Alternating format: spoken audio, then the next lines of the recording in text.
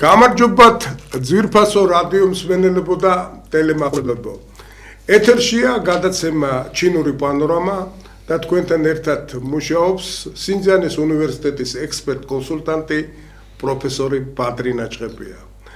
ძვირფასო რადიო მსმენელებო და ტელემაყურებლებო, პირველ რიგში მინდა დავიწყო ჩვენი გადაცემა მილოცვიდან. მე მინდა ვიულოცო ყველა ჩვენ ჩინელ მეგობარს ტრადიციული გაზაფხულის დადგომა ჩინური ახალი წელი. გუშინ მთელმა ჩინეთმა იზეიმა ეს დიდი დღესასწაული, რა ხდებოდა ახლა ჩინეთის სინამდვილეში თქვენ ძალიან კარგად იცით, ბევრჯერ გვილაპარაკია პირველ რიგში ალბათ ეს არის დაკავშირებული იმასთან, რომ მთლიანად ერთ ოჯახებში იკრიფებიან ჩინელები ამ დღეს. ეს არის უდიდესი ტრადიციული დღესასწაული, სადაც ყველა ჩინელი ცდილობს, რომ ამ დღეს იყოს თავის ახლობლებთან, მშობლებთან, ნათესავებთან და ასე შემდეგ და დღეს ფაქტიურად აი ამ ეს 1000 წლეულის ტრადიცია მიდის, რომელიც ფაქტიურად საინტერესოა არა მარტო ჩინელებისთვის, არამედ მთელი მსოფლიოსთვის, იმიტომ რომ მთელი მსოფლიო აღნიშნავდა ამ დღესასწაულს.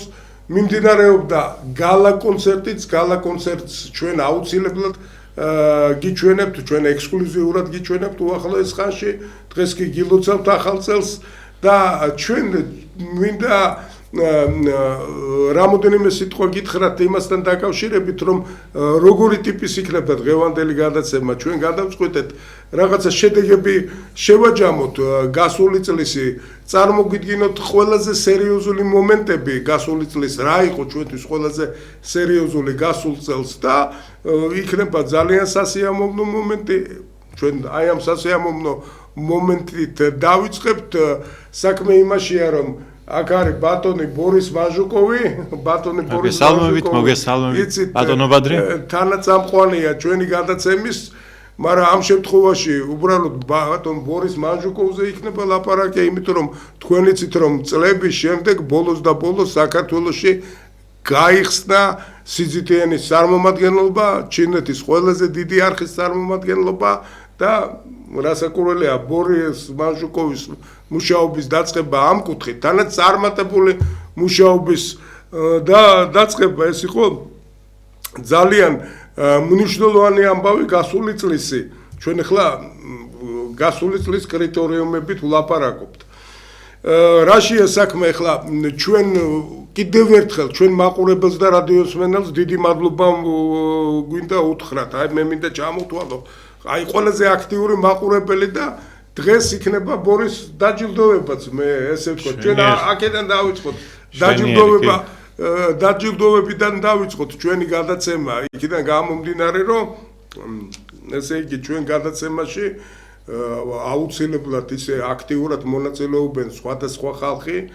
მე მინდა აი გამოვხო გასაკუთრებით ბატონი ჯემალ ნიკოლაევი, ბატონი თორნიკე შერკილაძე, ონერ თოდუა, ქალბატონი მზია შენგელია, კიდევ ბევრი და ბევრი ჩამოთვალო ის ხალხი, რომელიც ჩვენ მხარს გვიჭერენ, გვიყურებენ, მაგრამ ეხლა მე მინდა აი გასაკუთრებით გამოვხო ჩვენ რო დავაკვირდით ხალხს, რომელიც ჩვენ გვერდით არიან და მხარს გვიჭერენ, მე მინდა აი დღეს პრიზებით დავაჯილდოვოთ ეს ხალხი და ამასთან დაკავშირებით ჩვენ მოგვივიდა ძალიან კაი იდეა.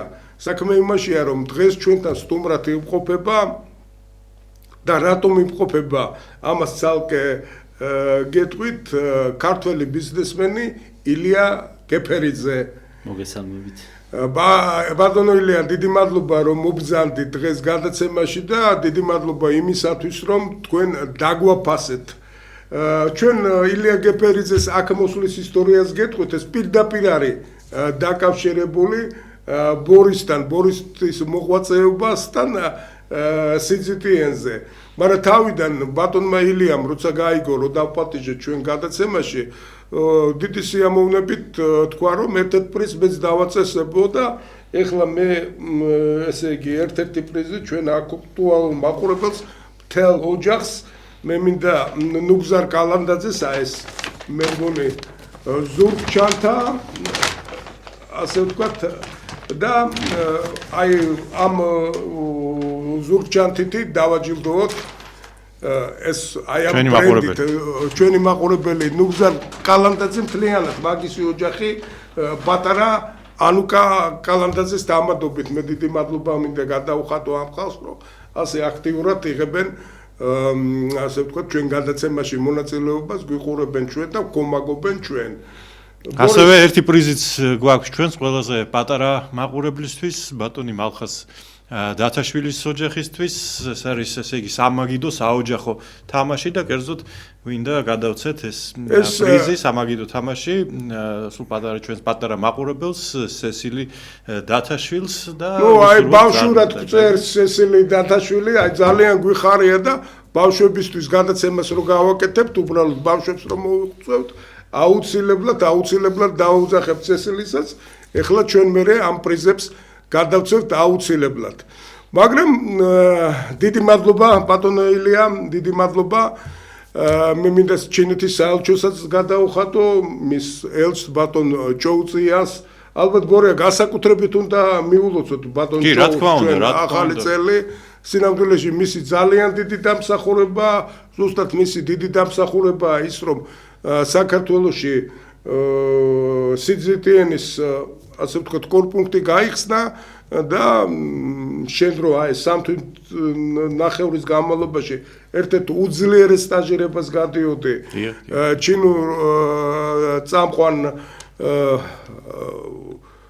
ჟურნალისტიკურ აი ეს კვლევითი ცენტრია თუ არ ვწდები ხო სასწავლო კვლევით ცენტრში ეს ძალიან ნიშნულოვანია მაგრამ ზურფასო მეგობრებო ეხლა ეს ორი ადამიანი იმიტომ დავაკავშირე აქ რომ მოხდა სასწაული აი კიდევ ერთხელ მინდა ხაზი გაუსვა კეთილგანწყობას თქვენ იცით პრობლემატურად ჩვენ გადაცემას ძალიან ბევრი პრობლემებიც გქონიათ ეხლა ახალი კანონებია მიღებული რაღაცები იცვლება მაგრამ მე გპირდებით რომ ჩვენი გადაცემა ყოველთვის იქნება და აი სინამდვილეში მე ძალიან დიდი იმედი მაქვს რომ ის მხარდაჭერა რომელსაც ჩვენ განვიცდით ჩინეთის საელჩოდან ჩინეთის იგივე ჩემი სინძიანის უნივერსიტეტიდან ალბათ ეხლა კი იღებენ რაღაც კანონებს რაღაც ართულდება მაგრამ ეს ყველაფერი დალაგდება მე ამის ძალიან დიდი იმედი მაქვს იმიტომ რომ კარგის გარდა ჩვენ არაფერს არ ვაკეთებ და აი ზუსტად აი ამ კარგის მაგალითი მინდა გაჩვენოთ რაც მოხდა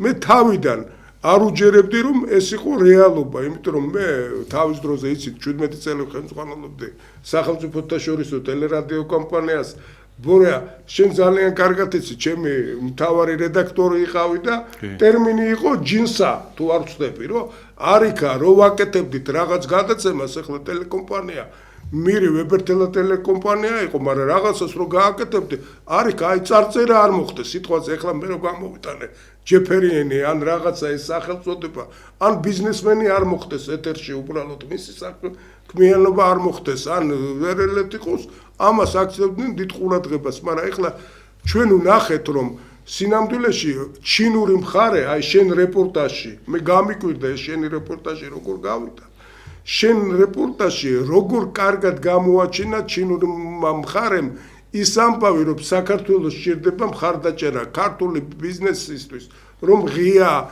კარები ჩინეთის ტერიტორიაზე ეხლა მე რეჟისორებს ვთხოვ გვაჩვენო ეგ სიუჟეტი რომელიც ქართულ ენაზეა ეხლა უკვე ეს მომზადებული გაკეთებული და მე ჩვენ გავაგრძელებთ ლაპარაკს აი ამ თემაზე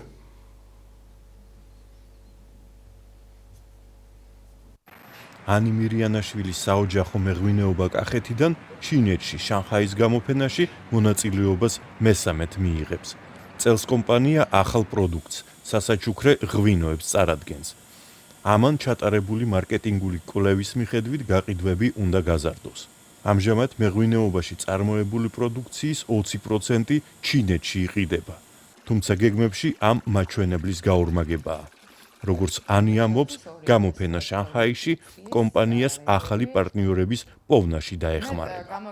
წელს მოლოდინები უფრო დიდი არის, რადგან მეღვინეობა ჩელთიმ გააკეთა საკუთარი საწყობი და სადისტრიბუციო კომპანია შანხაიში, რის შედეგადაც შესაძლებლობა გვექნება უფრო მარტივად და მცირე დროში ეფექტურად მოვემსახუროთ ჩინელ მომხმარებელს. ტრადიციული ქართული ღვინოების გარდა შანხაის გამოფენაზე ქვეყანა ხილს, ბოსტნეულს, წვენებს, თხილს, სამომხმარებლო საქონელს, საბავშვო ტანსაცმელს, აქსესუარებსა და ტყავის ნაწარმს წარადგენს.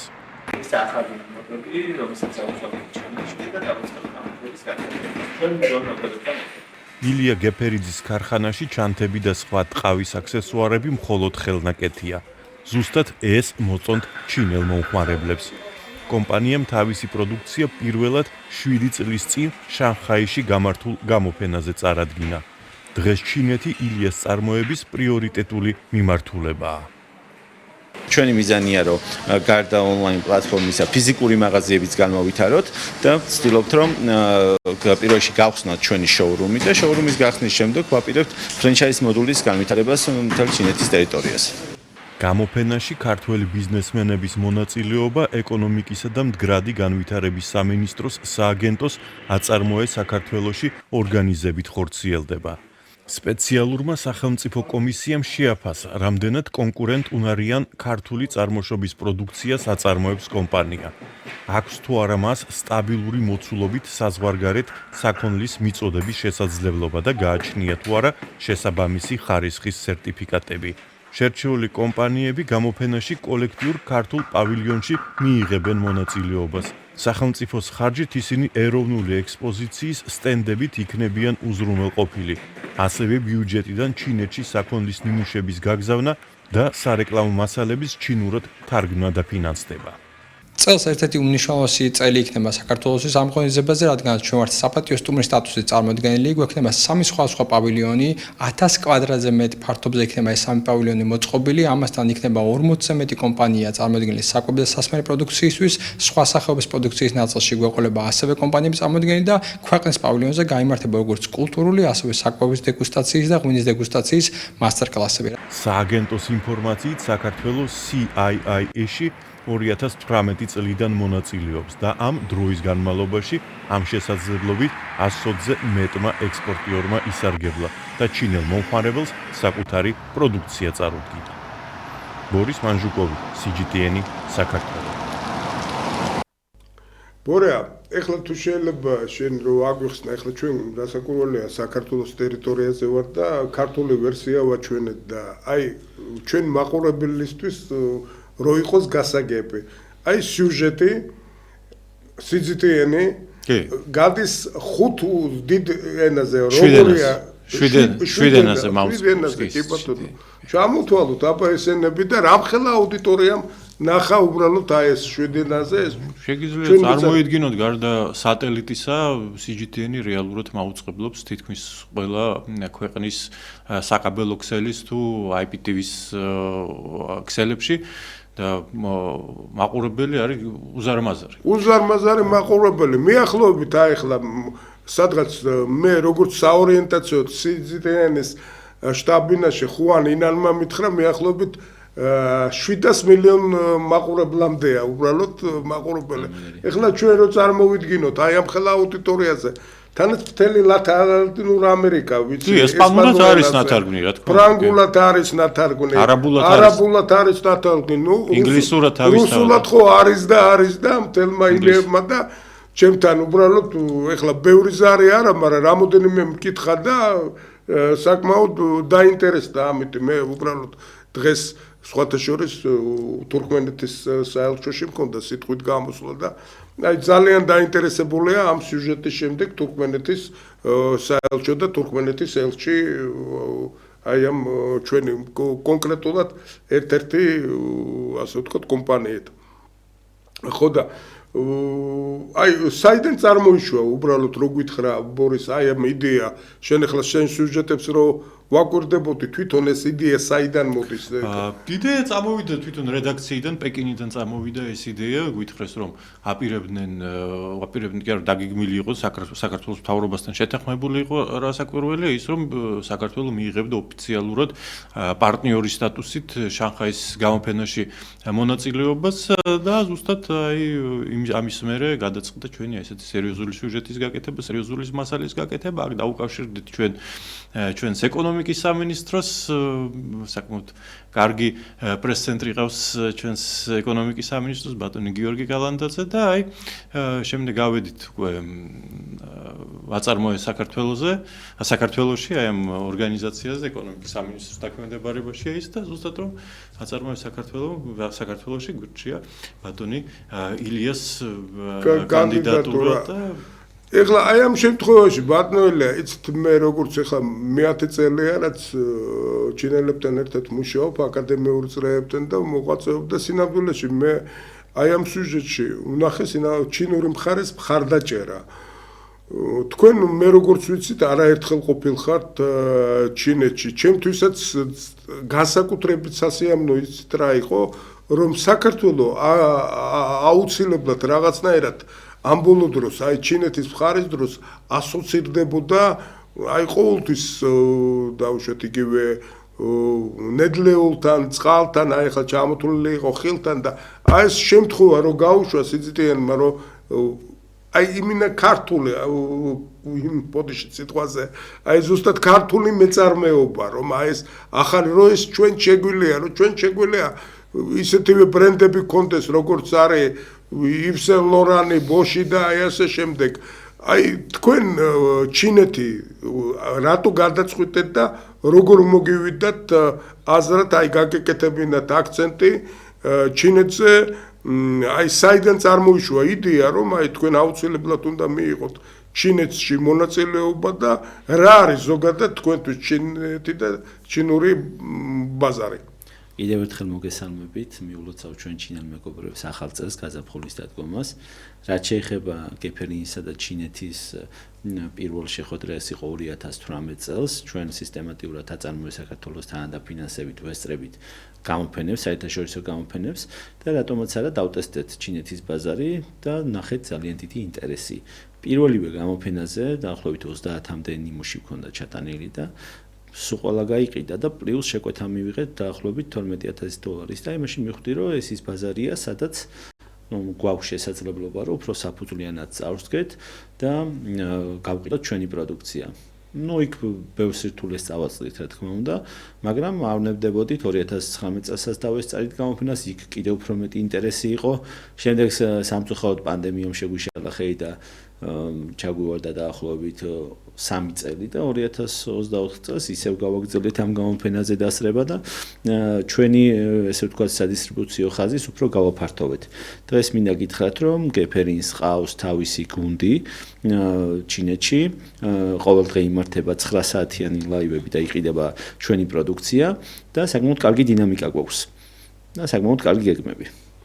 თავიდან უბრალოდ ილია თქვენ ხო არ გეშინოდათ აი რომ ნახეთ წინააღმდეგობა ხო არ იყო აი პრობლემები ჩინეთში წინაღობები აი ამასთან დაკავშირებით ახლა ჩვენ გადაცემას ბიზნესმენებიც უსმენენ სხვადასხვა ბიზნესმენები და ძალიან ხშირად არის გარკვეული ფობია შიში ჩინეთის ბაზარზე გასვლით რომ რთული ხალხია ეს არაერთხელ გამიგია უნდა თავისი სპეციფიკა რასაკურველია სირთულეები ყველგან არის სირთულეები მაგრამ თუ ჩვენ არ გადავლახეთ და საერთო რაღაცა შუალედი არ ვნახეთ მათთან ურთიერთობაში რასაკურველია სირთულეები გაგრძელდება მაგრამ თუ აიწყო როგორც ყველა საქმეში სიტუაცია მერწმუნეთ რომ ჩინელებთან აი დამიდასტურებს ამას რომ მუშაობა არ არის ისეთი ძნელი როგორც გონია არავითარ შემთხვევაში ეს ხალხი არის თავისი დინამიური აზროვნებით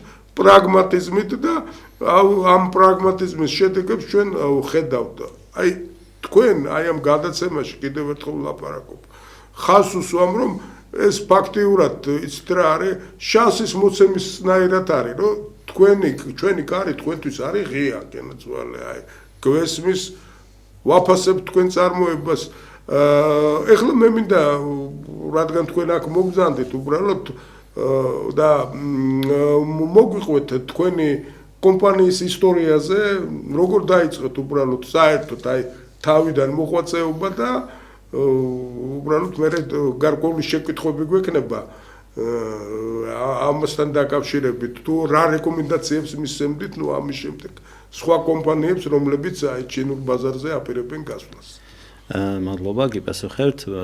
კომპანია გეფერინი შეიქმნა 2014 წელს, მე და ჩემმა მეუღლემ სოფიო ხოსტაშვილმა დავაფუძნეთ. აუჩიეთ საკმაოდ რთული სფერო, ისეთი რომელიც იმ მომენტში არ იყო საქართველოში, წარმოიდგინეთ საბჭოთა კავშირის შემდეგ საერთოდ არ არსებობდა ჩანთების წარმოება ისეთი მასშტაბის, რომელიც ჩვენ შევქმნით. ძალიან გაგუჭირდა პირველი სირთულეს წავაწდეთ იმით, რომ კადრები, გამოცდილი კადრები არ არსებობდა ფაქტიურად ბაზარზე და დაახლოებით 6 თვე მომდით, რომ ერთი ჩანთა შეგვექმნა. მაგრამ მაინც არ დავნებდით, თავიდან სულ სხვანაირად წარმოგვედგინა ეს ბიზნესი, მაგრამ მივხვდით, რომ ძალიან დიდი სირთულესთან მქონდა საქმე, წარმოიდგინეთ თან საქართველოში არაფერი არ იწარმოება, არც ტყავი, არც აქსესუარები, ყველაფერი უნდა ჩამოგეტანა თურქეთიდან და ჩინეთიდან, შესაბამისად ძალიან დიდ სირთულეებს წავაწვდით, მაგრამ ამ არ დაანებებან და ჟინმა მივიყვანა იქამდე, რომ თვითონ ეს ბრენდის კონცეფცია თავიდანვე იყო ძალიან კარგად მოფიქრებული, შევექმნა განსხვავებული დიზაინის, ხელმისაწვდომი ფასით და ლიმიტირებული რაოდენობის მოდელი, რომელიც საინტერესო იქნებოდა არა მარტო ქართული ბაზრისთვის, ასევე საერთაშორისო ბაზრისთვის. და ამ საერთაშორისო ბაზარზე სუძიებაში ვიყავით. პირველი ექსპორტი განმახორციელეთ 2016 წელს და ეს იყო ქართული ემიგრანტი, რომელიც დაინტერესდა ჩვენი პროდუქციით და მოისურვა რომ გაეტანა საზღვარგარეთ. სწორედ აქ გაჩნდა ინტერესი, რომ მოდი დავიწყოთ მცდელობა საერთაშორისო გამოფენებზე მონაწილეობის, რომ ვაჩვენოთ ჩვენი პროდუქცია ბაიერებს, რომლებიც დაინტერესებული იქნებიან კონკრეტულად ამ სექტორით. და სწორედ აქედან პირველი გამოფენაზე დავესწრით 2018 წელს ჰონკონგში და პირველივე გამოფენაზე ჩვენი მაღაზია გაიხსნა ჰარბორ სიტიში. ჰარბორ სიტი არის სოფლიოში ტოპ 5 ყველაზე ძვირადღირებულ სავაჭრო ცენტრში შედის. და ეს იყო ჩვენი პირველი წარმატება პირველი გამოფენის შემდგომ. ეს ჰონკონგში თქვენ მაპატეთ ეს რეკომენდაცია ვინ მოგცეთ მაპატეთ ამ დიდ იმაში მონაწილეობის თუ ეს აწარმოეს საქართველოსთან დაფინანსებით გაიმართა საერთაშორისო გამოფენა IPLF არის ეგეთი, რომელიც ტარდება წელიწადში ერთხელ მარტის თვეში და მოდიში და საგამოფენო დარბაზში იყო ეს თუ მარკეტში იყო უკვე შესული საგამოფენო სივრცეში გამოჩნდა ბაიერი, რომელიც დაინტერესდა რომ გაიყიდა ჩვენი პროდუქცია ჩინეთში და გაუფორმეთ ექსკლუზიური ხელშეკრულება და გაიხსნა ჩვენი მაღაზია ჰარბორ სიტიში. აი თავიდან რომ ნახე ეს ჰარბორ სიტი ვერც წარმომედგინა რომ ჩვენი პროდუქცია შეიძლება გაყიდულიყო იქ. მე სამწუხაროდ პანდემიამ შეგუშალა ხელი, მაგრამ ძალიან კარგი დინამიკა ჰქონდა და პირველი ნაბიჯი ჩინეთთან ჰქონდა შეხება აი ჰონკონგის საშუალებით და მე მოხდა უკვე შანხაიში CI-ზე მონაწილეობა. მაგის შემდეგ არ ვანებებ ჩინეთს თავს და თუ რაიმე შესაძლებლობა არის, ყველგან მივდივართ. აი კი ბატონო ჩინეთმაც დაგიფასეთ. ბორეა მე ერთ შეიძლება თქვით თქვენ ბრძანეთ რომ სტუმარი ვარ, მაგრამ ერთ შეკითხვა მინდა დავუსვა მეც ჟურნალისტურად. თქვენ ბრძანეთ რომ ონლაინ გაყიდვები გაქვთ ძირითადად და ეს არის განსხვავებული ხო, ანუ საქართველოში მაინც მიჩვეული ვართ რომ უნდა წავიდეთ, თუნდაც იგივე მოლში, თუნდაც უნდა წავიდეთ, რა ვიცი, ბაზრობაზე და იქ აბარჩიო ჩვენ საქონელი და ვიყიდოთ. აი იქ რა სპეციფიკაა ის სოციალური ქსელების საშუალებით როგორ იყიდება ლაივები ბრძანეთ თქვენ 9 საათიანი ის არის საინტერესო ალბათ საქართველოსთვისაც იქნება რომ ეს გამოცდილება რაღაცილად გავიზიაროთ ჩვენს აი როგორ ხდება ეს ყველაფერი მოგიყვებით მაგასაც თავიდან როდესაც დავიწყეთ ურთიერთობა მივხვდით რომ ძალიან რთული იყო მათთან კომუნიკაცია საჭირო იყო ადამიანთა ჯგუფი, რომელთაც მათი კულტურა ეცოდინებოდათ და ენაზე აღარ საუბრობ. და ჩვენ გავიცანით ჩინეთში სიქლ ედუაის ჯგუფის წარმომადგენელი მარიამ ასათიანი, რომელმაც ძალიან კარგად იცის ჩინური ენა და მასთან ერთად ესე ვთქვათ კოლაბორაციით დავიწყეთ ახალი ურთიერთობები ამ ჩვენს ბაიერებთან და ზუსტად მაშინ დაიწყო ჩვენი წინსვლა. აი იმდენად გვირთულდებოდა მათთან ურთიერთობა, რომ აი ერთი და იგივე რაღაცაზე ძალიან ხშირად გვიწევდა საუბარი ახასიათებს ეს ჩინელ მომხმარებას და ეხლა უკვე დღეს აი ამდენ წლიანი წვალების შემდგომ მივხვდით იმას რომ ჩინეთში შესაძლებელია ეგრეთ წოდებული ქართული smart აზროვნებით მივიღოთ ბევრად მეტი გაყიდვები და ძალიან მიხარია ასევე ღვინის კომპანიის წარმომადგენელმა რომ ისაუბრა თავისი სასტოკი ადგილი აქვს და იქედან თავისი ჯგუფი ტყიდი ზუსტად ეს არის ჩინეთში ყველაზე კარგი წარმატების ფორმულა იქ არ არსებობს იგივე სისტემა, როგორც ჩვენთან. აი მაგალითად ჩვენთან შეგიძლია შეიტანო რომელიმე მსხვილ სადისტრიბუციო ქსელში და იქ გაყიდო, მაგრამ იქ სხვა სისტემა არის. ღვინოც როგორც საჩუქრე პროდუქტი ისე უფრო იყიდება, ვიდრე რაღაცა დასალევად, ესე ვთქვათ. ამიტომ ძალიან დიდი მნიშვნელობა აქვს, რომ ეგ სპეციფიკა იცოდეს თავიდანვე წარმოებელმა, რომ სწორად მიუდგეს, სწორი დანახარჯი გააკეთოს. ჩვენ ძალიან გავრისკეთ. დაახლოებით $9 მილიონ მეტი ჩავდეთ ჩინეთის ბაზარზე და იყო ძალიან ბევრი წარუმატებელი ფაქტები, მაგრამ არ დაუნებდით და გავაგრძელეთ და რაღაც ვარიანტში მივიღეთ შედეგი. უპირველეს ყოვლისა, ეს საკმაოდ სერიოზული რისკია ეხლა უბრალოდ მე რომ თქვენ არც ისე დიდი წარმოება აქვს და აი ესეთი თქვენ იქითკენ განახორციელეთ ინვესტიცია.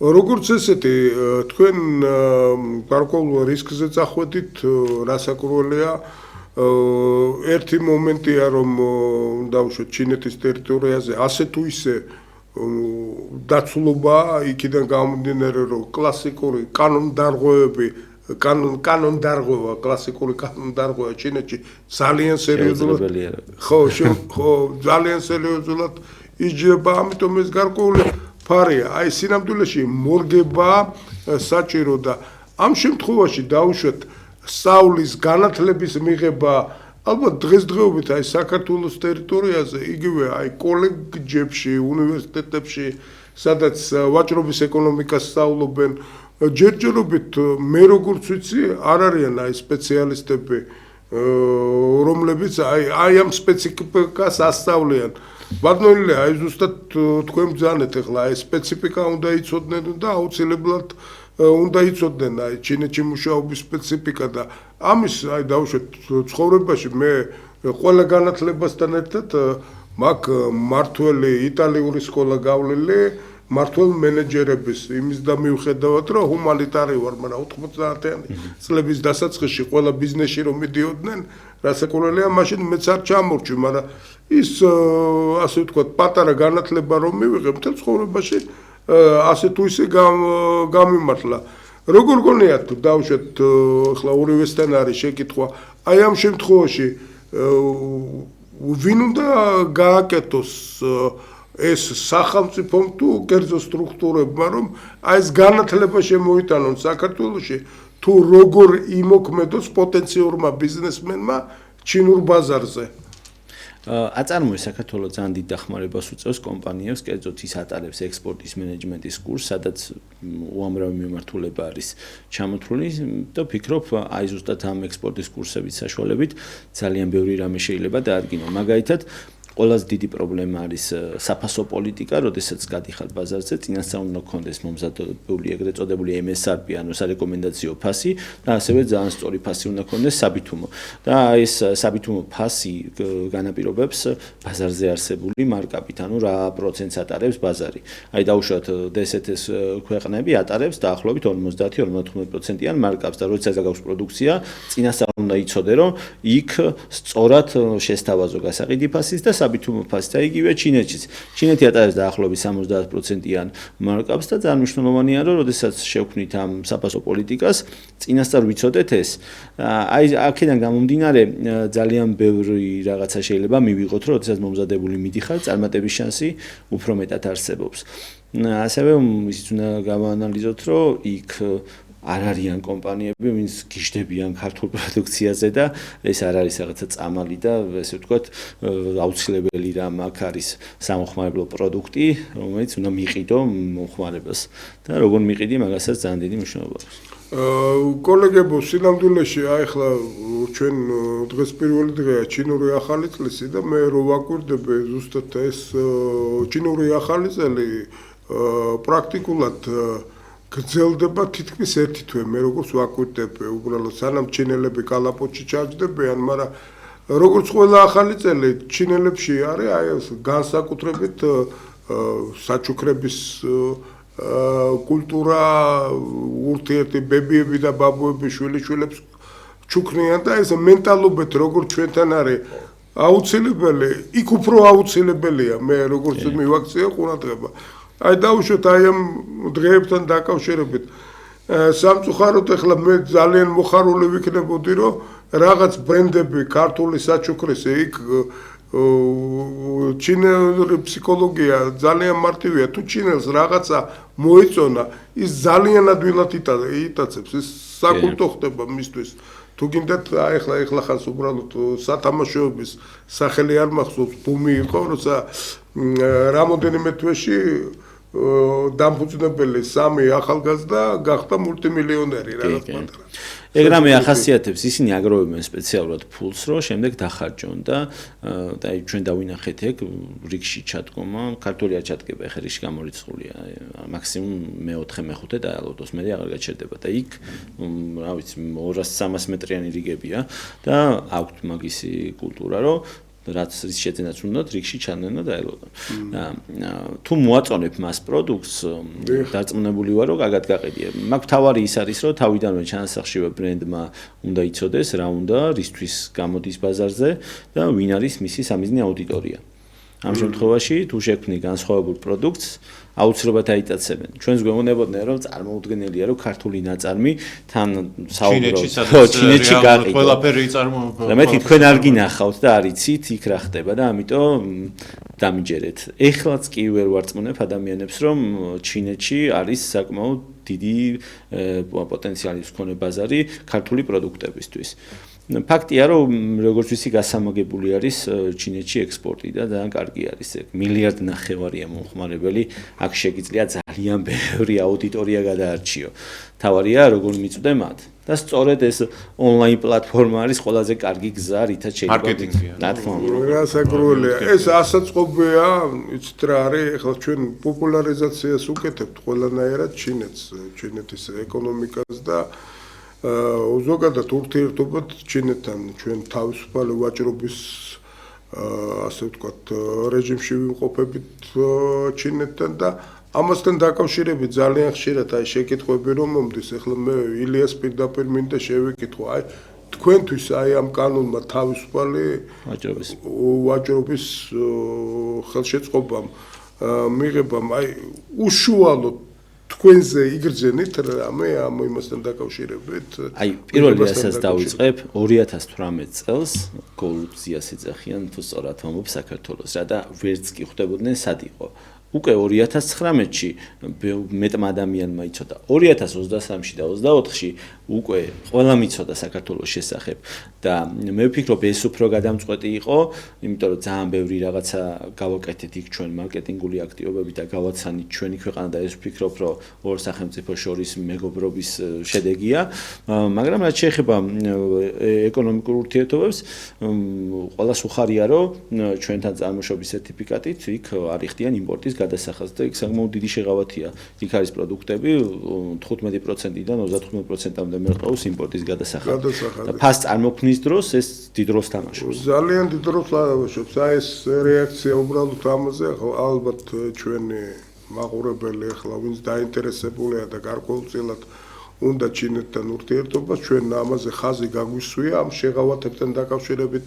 აქ ეკონომისტი ექსპერტები ყოლია სტუდიაში და მათ მოუყვიათ და ყველანაირად ვცდილობთ ჩვენ რომ ვაჩვენოთ ჩინეთ საქართველოს ურთიერთობა რაღაც აი ამ ძალიან საინტერესო რომ გაზაფხულიდან კიდე უფრო შეფსუბუქება ხდება. მე უფრო მეტი შესაძლებლობა არის რა კუთხით, იცი, იქაური საწარმოების აქ გადმოტანაც შეიძლება რა თუ იმ გიგანტ საწარმოებს აქეთ გადმოვიტანთ, ჩვენ ძალიან ახლოს ვართ ევროპასთან და შესაბამისად ესეც შეიძლება რომ განიხილებოდეს. ძალიან მომეწონა ის ფაქტი, რომ საქართველოში მანქანის წარმოება უნდა დაწყებულიყო, ელექტრომანქანების.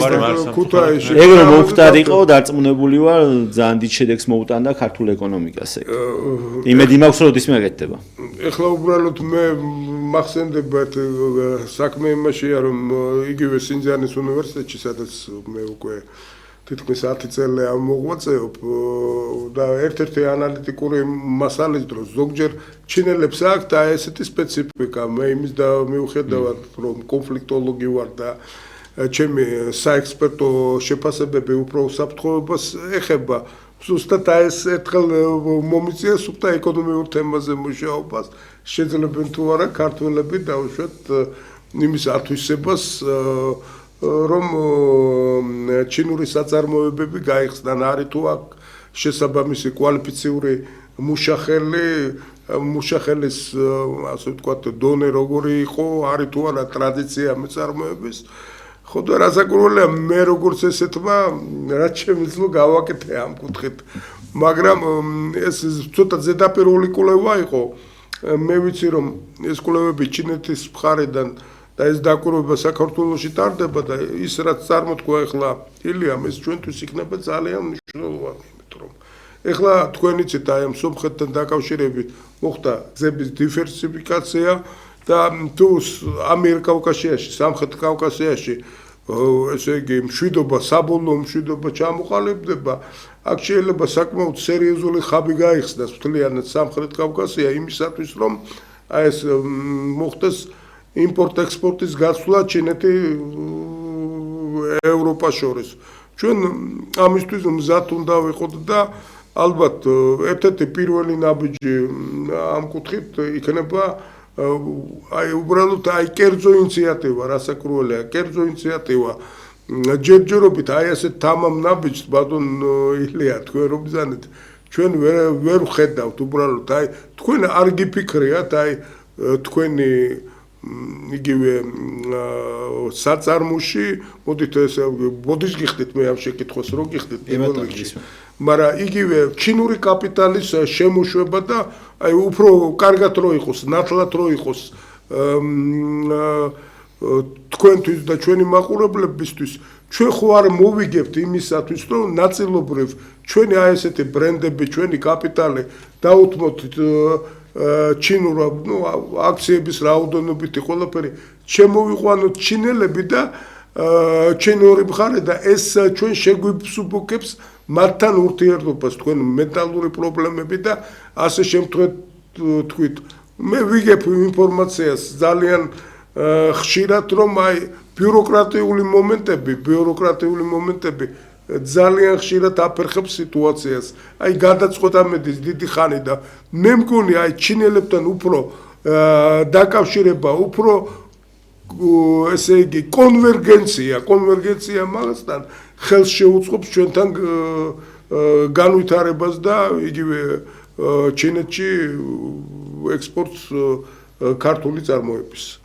გეთანხმებით მაგაში კეთილინება უნდა იყოს ორივე მხრიდან მაგისთვის და ასევე მიზანი და გეგმა უნდა არსებობდეს ჩვენთან რა პრობლემაც არის ესა ფინანსებთან ხელმისაწვდომობა და ასევე პრობლემა გვაქვს მუშახელის კუთხით არ არსებობს არც ერთი სფერო სადაც ყავს პროფესიონალები და რეალურად ჩვენ რო გავიზარდოთ ჩვენი დაგვჭირდება 10 წლეულები ამისთვის ჩვენ უნდა მივახციოთ იმას რომ ვინც უკვე იცის ეს საქმე ის ცოდნა გაგვიზიაროს და ამაში მოგვიწევს რაღაცების გადახდა მაგრამ ეს ძალიან დიდი რამე იქნება ჩვენთვის და ზუსტად თქვენ რაც ახსენეთ ეგ არის რომ ჩვენთან შემოვიდეს თქვათ ჩინური კომპანია რომელმაც ბევრად უკეთესად იცის წარმოების ხაზი და ჩვენსაც მივხედავთ გაყიდვებს ეს ძალიან მნიშვნელოვანია რა მე ვფიქრობ რომ ბრენდების შექმნის კუთხით ანუ ჩვენ უფრო მეტი შეგვიძლია გავაკეთოთ ვიდრე ჩინურ კომპანიებს თუ დააკვირდებით მათი ქცევა როგორია ისინი ძირითადად აკოპირებენ სხვადასხვა ცნობილი ბრენდებისგან და მის კოპიოებს ქმნიან და ჩვენთან უფრო სხვა მიზანია რომ რაღაცნაირად განსხვავება შევქმნათ და ეს განსხვავება მივაწოდოთ სოფლიოს და ვფიქრობ რომ ეს ორივეს დაკავშირება და სინერგია კარგ შედეგს მოიტანს რასაკურველია მე უბრალოდ აი ძალიან დიდი იმედი მაქვს ეცით რა არის რა დასამალეა და ესე იგი არის ხელმისაწვდომი ბრენდი, ბიუჯეტური ბრენდი, მაგრამ არის ეგრეთ წოდებული ელიტარული ბრენდი. რატომაც არა, ამ ელიტარულ ბრენდში დავუშვათ ჩვენ ეხლა უნდა დავიკავოთ ჩვენი ადგილი, იმიტომ რომ ჩინეთი როცა ასოცირებულია მარტო აი ასე ვთქვათ მოდერნიზებულ სოციალისტურ ბაზართან მე ლაპარაკობ იმას რომ მილიარდების რაოდენობით მეორე ადგილზეა ეხლა ჩინეთი და იქ საკმაოდ მდიდარი ფენაა რომელიც ფუფუნებაზე აი მე თქვი საჩუქრების კულტურასთან დაკავშირებით ძალიან სერიოზულად იქ შეიძლება იგივე საალკოგოლო სასმელი დავუშვათ რომელიც საჩუქრად აღიკვება საკმაოდ კაი იყიდო დავუშვათ $15 მაგრამ იგივე დავუშვათ სასმელი მინახია $15,000-იანი პეკინის ერთ-ერთ სასტუმროში და რომ შევეკითხე ჩინური არაყი იყო თუ რასაკურველა ინკრუსტირებული რომ შევეკითხე ყავს მეთქი ამას ასე ვთქვათ მყიდველიო მომხმარებელი და მყიდველიო ну ამას რეგულარული და პერმანენტულად უბრალოდ არის შემთხვევებიო რომ არ ყოფნისო და ხშირად დეფიციტშიც არისო აი ეს მასალაა ეხლა მე მინდა ბატონელია დიდი მადლობა მაგრამ მოდით ეხლა გადავიდეთ ბატონ ბორისიზე ეხლა აი ამ შემთხვევაში ბორისი ეს გასულ წელს თქვენ იცით 3 თვე-ნახევრიანი სტაჟირებაზე იყო საკმაოდ სერიოზული ორგანიზაციის მოწვევით სადაც ელიტური ჟურნალისტიკა იყო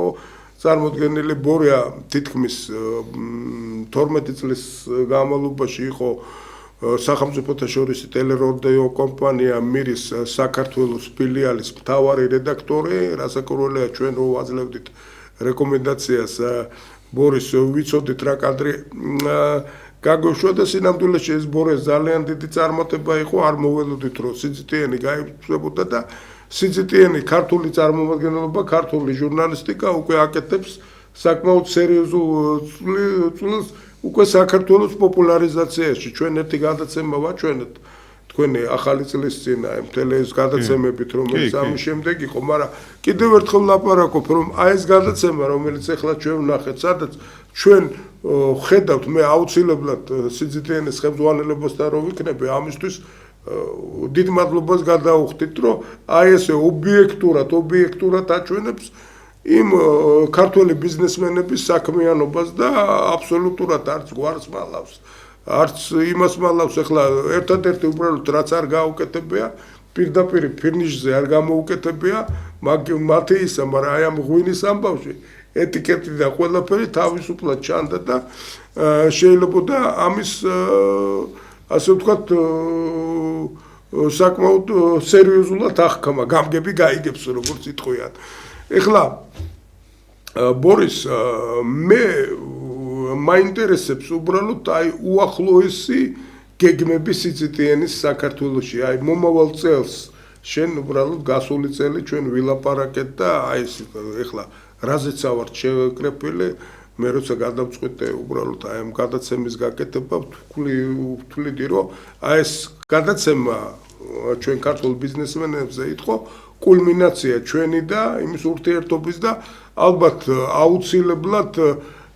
მე მინდა ვისარგებლო შემთხვევით და ალბათ არ იქნებით თქვენ არც ერთი წინააღმდეგი რომ უღრმესი მადლობა გადაუხადო ჩინეთის საგანგებო და სრულუფლებიან ელჩ საქართველოში ბატონ ჭოუძიანს სინამდვილეში ამაში და ალბათ უშუალოდ გვექნება საშუალება რომ გადაუხადოთ და აი აუცილებლად აი ესეთი გადაცემები იმედია გაგრძელდება, მაგრამ აი რა გეგმები გაქვს და როგორ მუშაობ ეხლა ცოტა მაყურებელს რომ მოუყვე ამ ახალი წლის წინ შენ ეხლა შენთვის ძალიან ახალია კი იქ მუშაობდი კოლეგებთან, მაგრამ რედაქციასთან მუშაობა ძალიან ახალია შენთვის აი რომ შეადარო შენ ძველ სამსახურთან რა გავს ერთმანეთს და რა განსხვავება ამ მუშაობაში როგორ კომფორტულად გრძნობ თავს და აი უფრო რომ მოგვიყვე შენ სამუშაოზე სისტემაში ხალხი ნამდვილად საუკეთესოა შეგვიძლია თქვა ჩვენი თანამშრომლები ჩვენი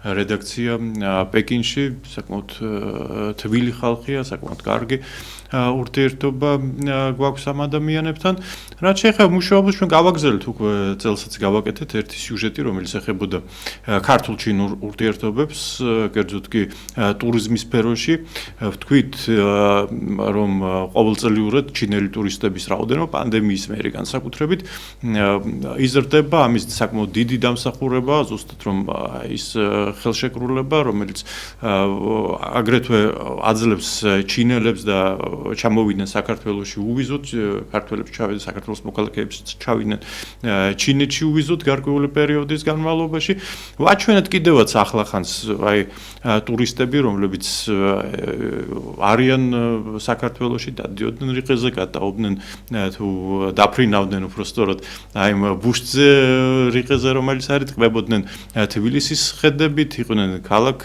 სიღნაღში ჩვენი ღვინით საკმაოდ კარგი შთაბეჭდილება დარჩა ჩვენი ღვინისგან, ჩვენი სამზარეულოსგან და აი ასე და იმაზეც ვისაუბრეთ, რომ აი ზუსტად აი ამ დღესასწაულებზე ჩვენ ვიცით, რომ 13 თებერვლიდან 23 თებერვლის ჩათვლით ჩინეთში არის 10 დღიანი საახალწლო დღესასწაულები და საკმაოდ ბევრი ჩინელი ტურისტი აპირებდა ჩამოსვლას საქართველოში. ჩვენ გვაქვს სხვა შორის მე არ ვიცოდი და ამ სიუჟეტის გაკეთების პროცესში შევხვდით კიდევაც ინტერვიუს ჩავწერეთ და ჩვენ გვაქვს საქართველოს ბიზნესი არის წარმოდგენილი არა მხოლოდ ღვინით, ტყავის ნაწარმით თუ სხვა რამით, არამედ საკმაოდ სერიოზული კომპანიები, რომლებსაც აქვთ ყავწარმომადგენლობა ჩინეთში და რომლებიც დაკავებულები არიან იმით, რომ ჩამოყავთ ჩინელი ტურისტები, აქ სთავაზობენ ტურებს, სთავაზობენ სრულ ტურისტულ პაკეტს,